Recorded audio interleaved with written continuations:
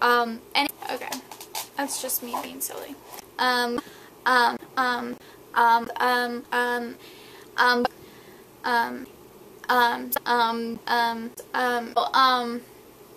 should have thought about this more before I went into it.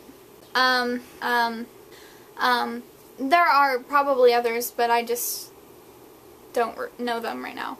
No. Oh, okay. I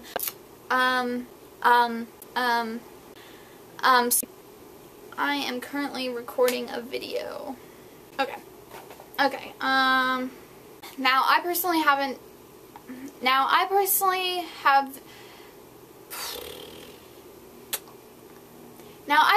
have, what is the word I'm looking for? So yeah, that's awkward. Memory loss is another sign of, memory loss is another neurological sign of symptoms. God, jeez. Memory loss? Is that what I'm doing? So yeah. System is affected, not infected. Okay.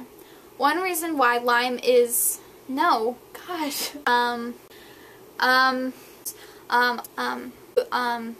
Is exhibit even the right word? I don't know.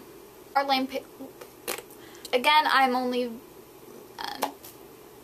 there's no way I could possibly be, I love The Office.